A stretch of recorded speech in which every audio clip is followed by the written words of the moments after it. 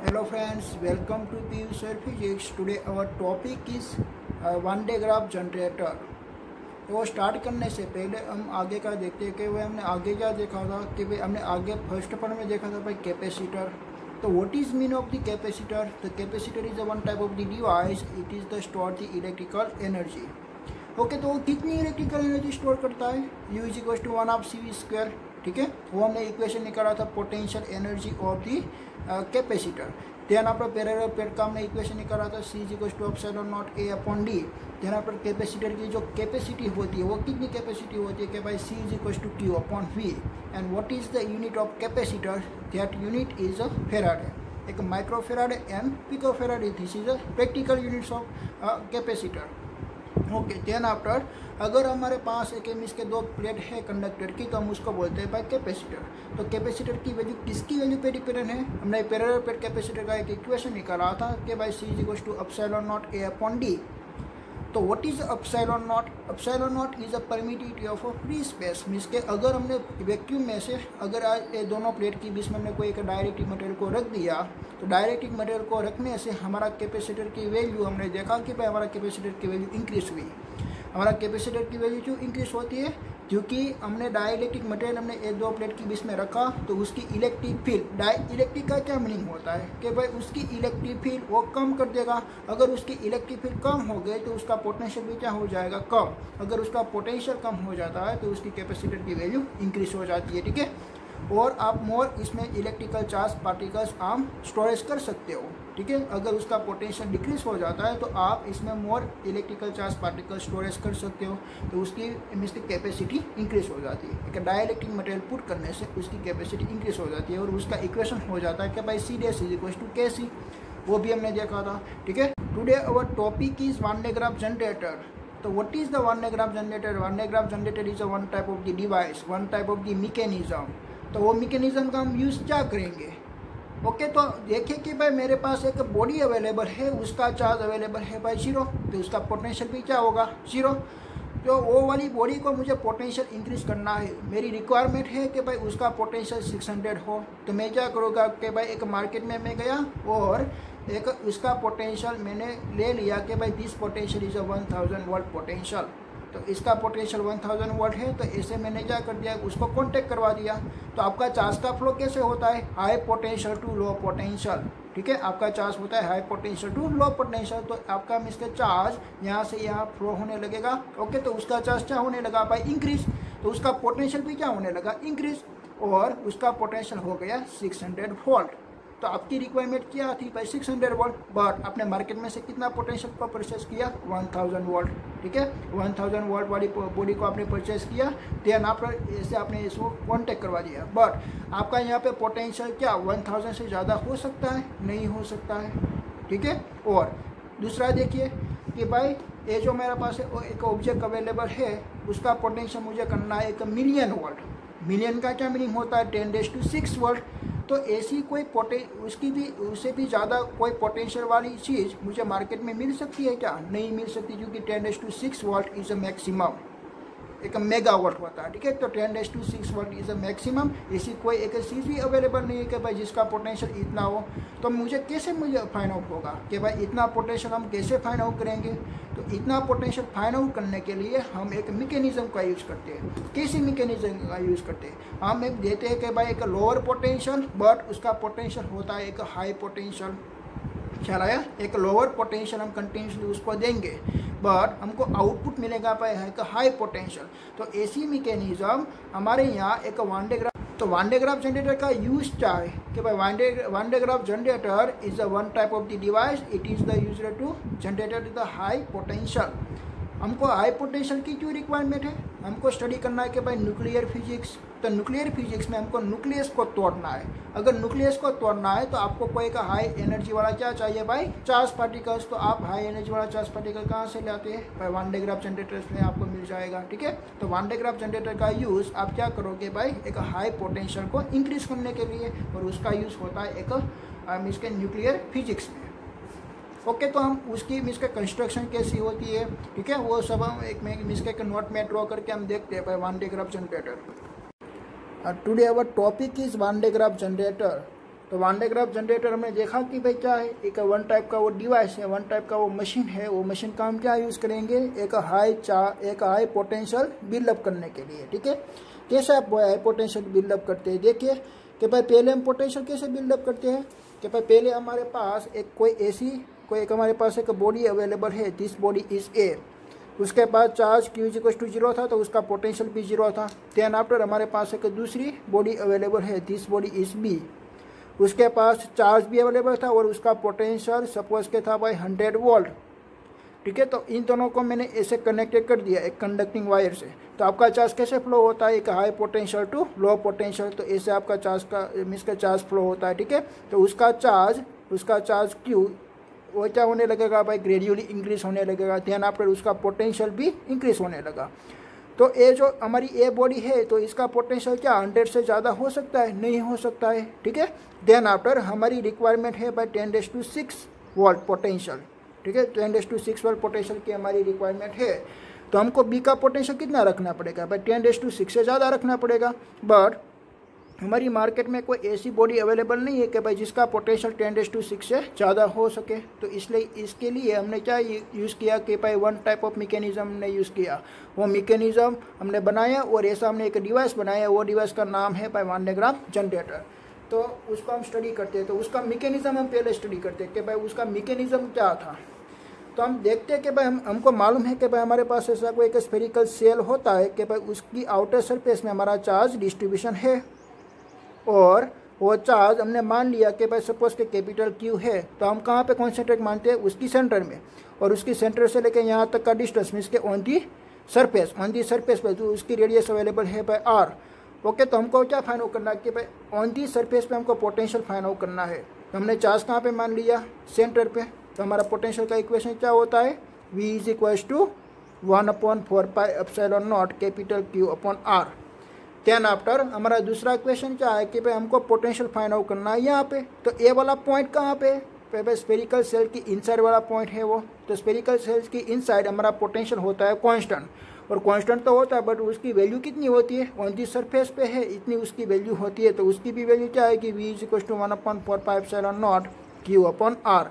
This is on the surface and this is inside. तो दोनों potential क्या मिले हमको, कांस्टेंट मिले, वो बात आप जानते थे। ओके, देन आफ्टर मैं आपको एक दूसरी मैकेनिज्म में आपको एक्सप्लेन करना चाहता हूँ कि भाई आपके पास एक स्फेरिकल सेल अवेलेबल है, ऐसा कोई एक स्फेरिकल सेल अवेलेबल है बिग। ठीक है, ओके, और सेंटर में भी एक स्फीयर अवेलेबल है ऐसा। जो बिग स्फीयर अवेलेबल है उसकी ऑन दी सरफेस पे हमारा चार्ज डिस्ट्रीब्यूशन है पॉजिटिव चार्ज, ऐसे हमारा पॉजिटिव चार्ज डिस्ट्रीब्यूशन है। And this total charge is capital Q। और हमारा स्मॉल स्फीयर में भी चार्ज हमारा डिस्ट्रीब्यूशन हुआ है पॉजिटिव चार्ज, और उसका चार्ज है हमारा स्मॉल Q। ओके, तो सेंटर से लेके यहाँ तक का डिस्टेंस है भाई कैपिटल R, और सेंटर से लेके यहाँ तक का डिस्टेंस है स्मॉल r। तो हमारा वो जो हमारी जो सिस्टम बनी हुई है वो सिस्टम में हमारा 2 चार्ज पार्टिकल्स अवेलेबल है। तो हमको पोटेंशियल भी कितना मिलेगा, पोटेंशियल का इक्वेशन भी हमको 2 मिलेगा।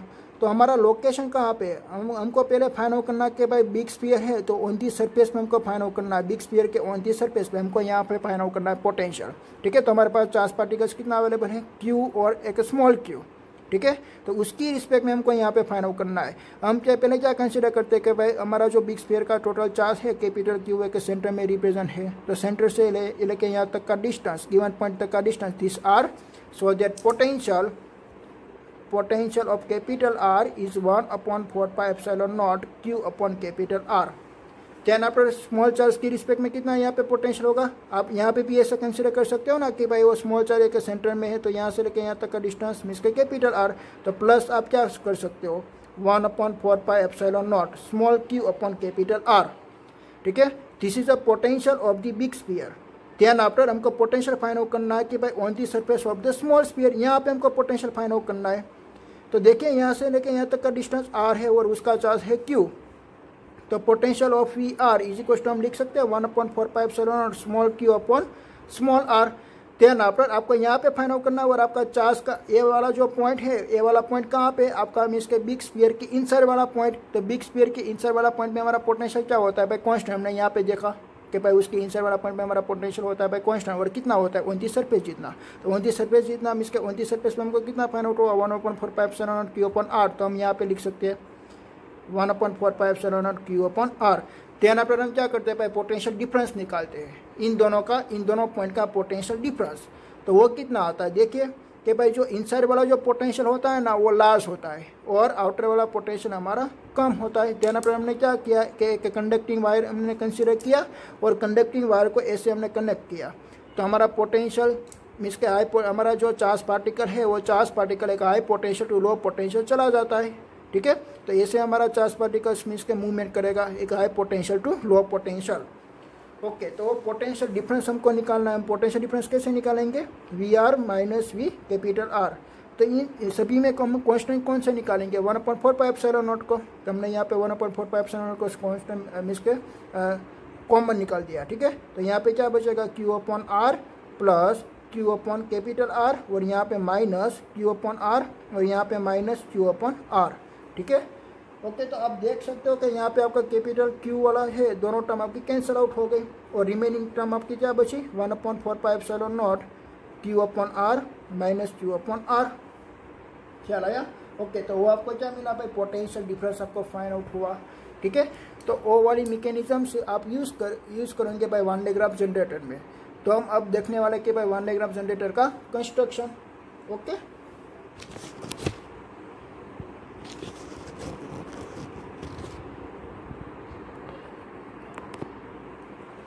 हमारा जो सेंटर में स्मॉल स्फीयर अवेलेबल है वो स्मॉल स्फीयर का चार्ज भाई पॉजिटिव था, इसलिए हमारा यहाँ पे पोटेंशियल डिफरेंस भी हमको क्या मिल रहा है पॉजिटिव मिल रहा है, ठीक है। ओके, तो हम देखते हैं कि भाई वन डे ग्राफ जनरेटर का कंस्ट्रक्शन हम कैसे बनाते हैं। This is a simple construction of the Van de Graaff generator. आप यहाँ पे जो रेड वाला पोर्शन देख रहे हो this is a spherical shell, but वो जो स्फेरिकल सेल की साइज होती है ना वो बहुत ज़्यादा होती है। क्योंकि हम स्फेरिकल सेल की साइज ज़्यादा रखेंगे तब भी हमारा चार्ज मीन्स का हम मोर ज़्यादा हम स्टोरेज कर सकते हैं, ठीक है। अगर हमारा चार्ज की वैल्यू इंक्रीज होगी तब भी हमारा पोटेंशियल की वैल्यू इंक्रीज होती है ना, ठीक है। इसलिए हमने वो जो स्फेरिकल सेल कंसिडर किया हुआ है this spherical shell is a very large, इसका उसकी साइज बहुत ज़्यादा होती है, ठीक है। Okay, then after this is a स्पूली और यहाँ पे हमने एक बेल्ट लगाया हुआ होता है। वो बेल्ट कैसा होता है कि इंसुलेटिंग मटेरियल का बनाया हुआ होता है, ठीक है। और यहाँ पे भी एक सेकंड पुली है, वो सेकंड पुली को हमने एक मोटर के साथ हमने कनेक्ट कर दिया है। जैसे मोटर हमारी रोटेट होती है तो हमारी पुली भी ऐसे रोटेट होती है और ऐसे हमारी रोटेट होगी तो ए भी पुली रोटेट होगी और हमारा बेल्ट ऐसे कंटिन्यूसली इसका ट्रैवलिंग करेगा। और यहाँ पे हमने एक इसके कॉलम लगाया हुआ है, दोनों कॉलम ही हमारा यहाँ पे है और एक हमारा एक इसके मेटालिक एक बेस अवेलेबल है। देन आफ्टर हमने यहाँ पे एक मेटल का एक ब्रश लगाया हुआ है, this metal brush is a B1 and this metal brush is a B2। यहाँ पे भी हमारा एक दूसरा मेटल बेल्ट है। वो मेटल हमारा जो ब्रश होता है वो मेटल ब्रश हमने यहाँ पे एक आउटर सरफेस में हमने कनेक्ट कर दिया है। और मेटल ब्रश हमारा कैसा होता है कि भाई ऐसा होता है, उसका शेप ऐसा हुआ था। तो यहाँ पे हम देख रहे हैं कि भाई यहाँ पे पॉइंटिंग है, तो पॉइंटिंग पे हमारा चार्ज का कॉन्सेंट्रेशन क्या रहेगा मैक्सिमम, ठीक है। तो वो आपको मालूम है कैसे, देखिए कि भाई आपके पास एक मेटालिक प्लेट अवेलेबल है, ऐसे शेप के आपके पास एक मेटालिक प्लेट अवेलेबल है, ठीक है। ओके, तो आप देखिए कि भाई यहाँ पे आपने चार्ज का क्या किया हुआ है डिस्ट्रीब्यूशन। तो आप यहाँ पे देख सकते हो भाई यहाँ पे सर्कल ऐसे बनता है ऐसे, और यहाँ पे सर्कल उसका ऐसे बनता है और यहाँ पे उसका सर्कल ऐसे बनता है।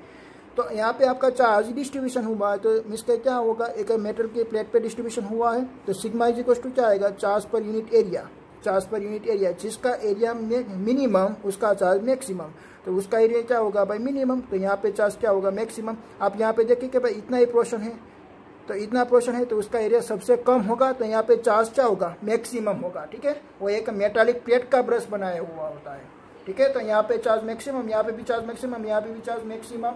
और ये वाला जो पोर्शन है ये हमारा बेल्ट अवेलेबल है, एक इंसुलेटिंग बेल्ट, तो उसके बीच में हमने थोड़ा सा डिस्टेंस रखा है।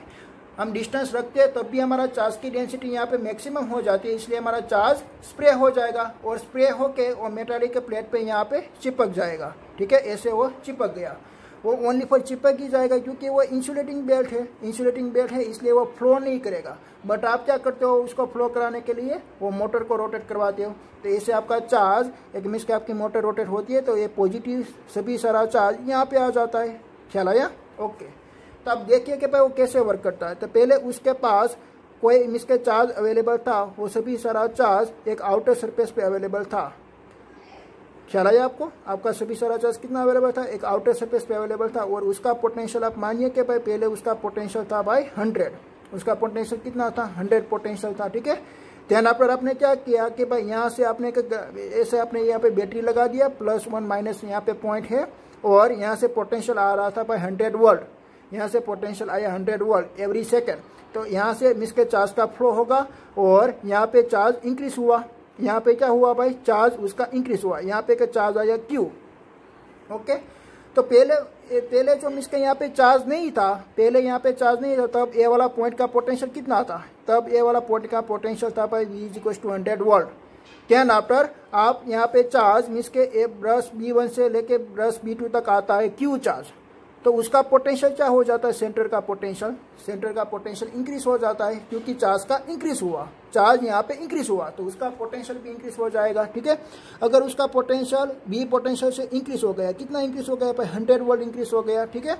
ओके। तो उसका पोटेंशियल हो जाता है भाई 200 वोल्ट, ये जो सेंटर वाला पुली है उसका पोटेंशियल हो जाता है 200 वोल्ट।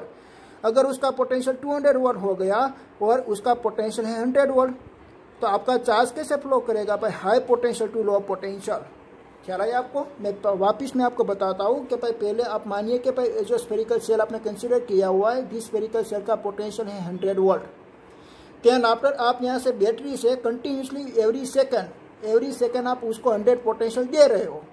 ठीक है। तो यहाँ से चार्ज का फ्लो होगा, और चार्ज इसके ऐसे बेल्ट से यहाँ पे आ जाएगा, तो यहाँ पे चार्ज आया, अगर चार्ज इंक्रीज हुआ तो उसका पोटेंशियल भी इंक्रीज होगा। आप एवरी सेकंड पे कितना पोटेंशियल भेज रहे थे, 100, तो उसका भी पोटेंशियल कितना होगा, 100। तो यहाँ पे सेंटर में कितना पोटेंशियल हो गया, जब यहाँ पे चार्ज नहीं था तब यहाँ पे पोटेंशियल था भाई 100, बट यहाँ पे जैसे ही चार्ज आया तो उसका पोटेंशियल इंक्रीज हो गया, और वो हो गया भाई 200। और आप अभी देख सकते हो कि भाई उसके इनसाइड पोटेंशियल है मैक्सिमम 200, और आउटर सरफेस पे है 100। तो आपका चार्ज कैसे फ्लो होगा, high potential to low potential. आपका चार्ज कैसे फ्लो होगा, high potential to low potential. इसके आपका चार्ज यहाँ से ऐसे आ जाएगा और आउटर सरफेस में आ जाएगा, तो अब उसका भी पोटेंशियल क्या हो गया, 200, और उसका भी पोटेंशियल क्या हो गया, 200। और आप देखिए कि भाई आपकी जब इसके और सेकंड ज़्यादा हो जाएगी, तब यहाँ से वापस आपका 100 वोल्ट का पोटेंशियल इसके चार्ज आ जाएगा। ठीक है। जिसका पोटेंशियल 100 वोल्ट हो, ऐसा चार्ज आपका वापस यहाँ पे आ गया, तो उसका इनसाइड का पोटेंशियल क्या हो गया, 300। तो वापस यहाँ पे क्या बन गया कि भाई inside is potential is maximum is comparison to outside potential. तो यहाँ से आपका वापस charge means high potential to low potential आपका चार्ज फ्लो होता है, तो आपका चार्ज यहाँ से वापस फ्लो होगा, और उसका आउटर सरफेस में चार्ज इंक्रीज होकर जाएगा। एवरी सेकेंड 100 पोटेंशियल आपका इंक्रीज होता है। कब तक आपका चार्ज मीन्स के आपका पोटेंशियल इंक्रीज होगा, जब तक यहाँ पे मीन्स के एटमॉस्फेयर अवेलेबल है। तो एटमॉस्फेयर में क्या होता है, एयर पार्टिकल्स। तो एयर पार्टिकल का जब तक मीन्स के ब्रेक डाउन नहीं हो सकता, तब तक उसका पोटेंशियल आप इंक्रीज कर सकते हो। तो एयर पार्टिकल्स का ब्रेक डाउन कब होता है, उसकी डायइलेक्ट्रिक स्ट्रेंथ क्या है, 3 × 10⁶ वोल्ट पर मीटर। आप इतना पोटेंशियल यहाँ पे मीन्स के जनरेट कर सकते हो। ख्याल है आपको? आप एवरी सेकंड यहाँ से नीचे से आप कितना पोटेंशियल भेज रहे हो, 100 पोटेंशियल, और यहाँ पे चार्ज आपका आ जाता है, तब उसका पोटेंशियल आउटर सरफेस से 100 पोटेंशियल ज़्यादा हो जाता है। देन आफ्टर वो चार्ज आउटर सरफेस में चला जाता है, ऐसे आउटर सरफेस में वो चला जाएगा। ख्याल आया? ओके। तो उसके पास मीन्स के जब आपका पोटेंशियल 3 × 10⁶ वोल्ट पर मीटर होगा, तब तक आप उसमें पोटेंशियल इंक्रीज कर सकते हो। अगर उससे भी आपने ज़्यादा कर दिया, तब आपका डाइइलेक्ट्रिक मीन्स के क्या होने लगेगा, मीन्स के आपका ब्रेक डाउन होने लगेगा। एक dielectric of insulating of the air का ब्रेक डाउन होना लगेगा। ठीक है। मीन्स के आपकी इलेक्ट्रिक फील्ड 3 × 10⁶ से भी ज़्यादा हो जाएगी, तब आपका चार्ज का लीकेज होना स्टार्ट हो जाएगा। ठीक है। तो उसकी कैपेसिटी कितनी है भाई, 3 × 10⁶। तो आप इतना पोटेंशियल बिल्डअप कर सकते हो। ठीक है। This is known as the Van de Graaff generator. तो वन डायग्राम जनरेटर का यूज हमने क्या दिखा कि भाई एक हाई पोटेंशियल को इंक्रीज करने के लिए, ठीक है। तो इसमें आपने दो पुली मिस के यहाँ पे रखी हुई थी, तो इससे आपका यहाँ पे चार्ज आएगा तो इसका पोटेंशियल इंक्रीज होगा और उसका पोटेंशियल डिक्रीज होगा, तो आपका चार्ज का फ्लो होगा high potential to low potential. वो एवरी सेकेंड उसका चार्ज मिस के 100 वोल्ट आता है, तो इससे उसका पोटेंशियल इंक्रीज होके जाएगा। ओके।